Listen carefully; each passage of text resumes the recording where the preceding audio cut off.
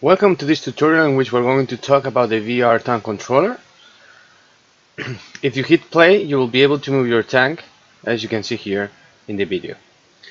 The main point is regarding rotation. We are obtaining the relative rotation between the player head and the turret, which is this Y rel, which means Y relative.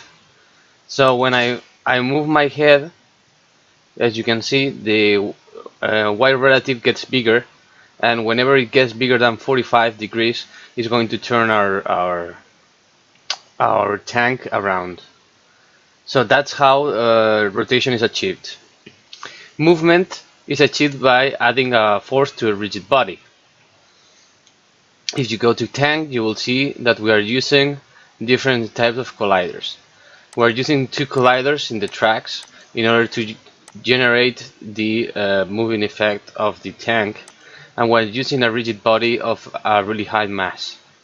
So if you hit the button to move, you'll be able to move around objects, as you have seen in the video. Okay, so that's how the movement is achieved. If you want to stop, just click the middle button here.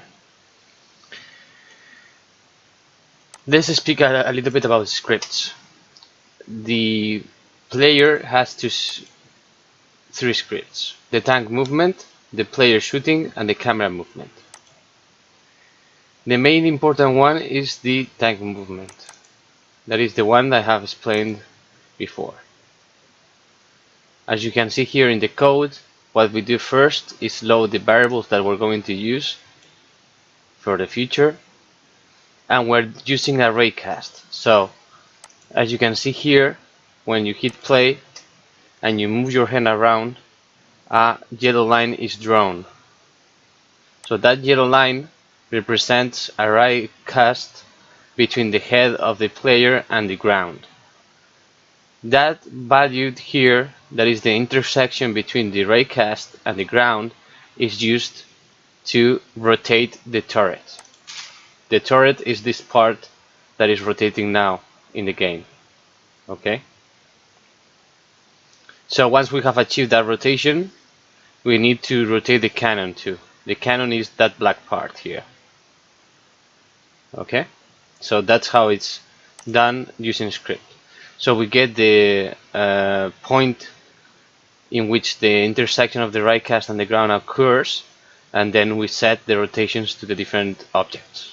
That's what we do here in this part of the code. Okay. Another part of the code that is important is how we set the torque and the force. The torque and the force are in the direction of the tank up. Should be in the forward direction, but because of our models, it's going to be in the up direction. And we have a value that is set whenever we press the button. So if you go to player canvas, and inside the canvas you check the forward, you will see how we have this tank movement set speed. So this is how we set speed to the tank. Okay? So once we have covered how the player can move the tank, let's go on and cover the part in which the player is shooting. So for the shooting effect, we have two parts. We have the part that's going to be the call to the shoot, which is going to enable a sound and a gun light. And we have a second part that is going to be disable those effects, which is the disable effect function here. That is called with an invoke, as you can see. So that's how the lights and that trigger is achieved. The second thing, or the third thing, better said, is that we have to create a bullet. So a bullet is just an instantiate of a bullet that is a game object that we have stored in our project. we store it as a prefab, and we use it inside our scripts. So whenever we shoot, the object that is being shoot. Let me see if I can pause the game while I'm shooting.